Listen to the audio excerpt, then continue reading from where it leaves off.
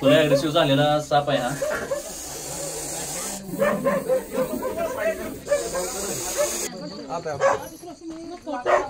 कुठं आहे आयुष्यभर घेऊनच बालाजीनगर येथे इराप्पा मंडकर आहेत. यांच्या घरामध्ये साप निघलेला आहे. हा घराच्या बाजूला शेती आहे. सध्या गोण्याचा सीझन चालू आहे आणि ही गोणच निघलेलं आहे. माझ्या अंदाजाने तिच्या साईज वरून तर वाटतंय की 4.5-5 फुटाची गोणच असणार आहे. रसल वायपर आहे. अत्यंत विषारी जातीचा साप आहे. कशा रीतीने आपल्याला सुरक्षित पकडता येतोय हे फक्त बघूया. लोकांची बाहेर गर्दी सुद्धा आहे.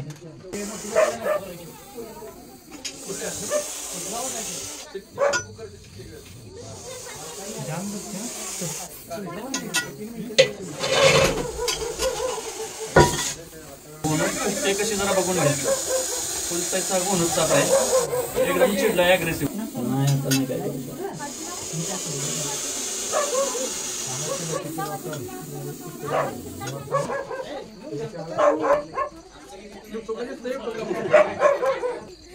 बघितला होता साप पहिल्यांदा. ओळखला होता साप कुठला आहे. कुठं आहे पूर्वी कुठं आहे?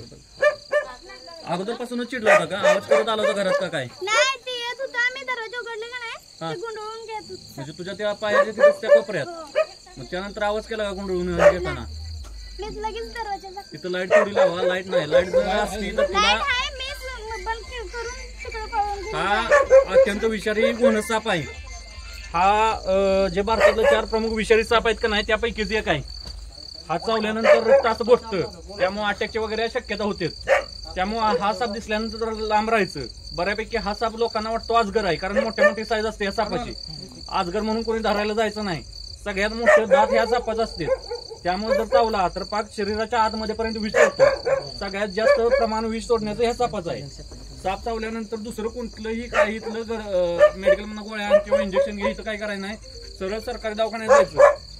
गोणच साप चावल्यानंतर हाताला वगैरे बांधायचं नाही. समजा हाताला चावल्यानं कसं हाताला बांधते त्याच्यावरती असं करायचं नाही कारण तो अवयव निकामी होण्याची शक्यता असते. संध्याकाळचं जमिनीवर झोपायचं नाही. आणि ह्या दिवसात ही घराजवळची अडगळ काढा कारण ह्या दिवसात गोणच साप निघण्याचं प्रमाण जास्त आहे. घराबरोबरची लाईट ठेवा. स्वच्छता ठेवा. संध्याकाळचं पायात बूट असू देत बॅटरी घेऊनच घराच्या बाहेर पडायचं. त्याशिवाय बाहेर पडायचं नाही. आणि साप मारू नका. साप मारलेल्या जागी दुसरा साप येण्याची शक्यता राहते. एवढं लक्षात घ्या. साप मारलेल्या ठिकाणी दुसरा साप येण्याची शक्यता राहते. त्याचं मांस पडतं विष पडतं. त्यामुळे तो स्मेल येतो त्यांचा त्या नावास. त्यामुळे मारायच्या नादाला लागू नका. पकडून सोडला तर कुठलीही अडचण नाही. त्या ठिकाणी क्वचित येईल पण मारलेल्या ठिकाणी साप नक्की येण्याची शक्यता ही आहे. मित्रांनो, बालाजीनगर येथे इराप्पाच्या घरामध्ये जी गोणच पकडलेली आहे त्या आणून इथं निसर्ग ठिकाणी रिलीज करतोय. इथं लोकांचा जास्त वावर नाही अशा ठिकाणी आपण ही गोणच आणून रिलीज करतोय.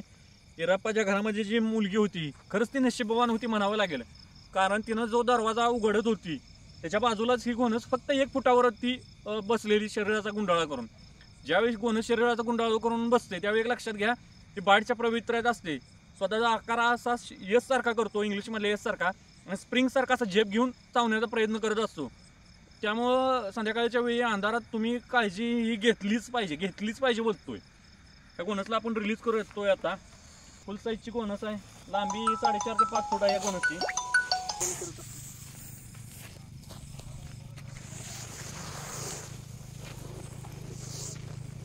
बघू शकता ह्या गोणसचा आकार व ही गोणस त्या मारहाणात ओळखून सुद्धा येत नाही. एवढा कलर ह्या सापाचा मॅच होतोय.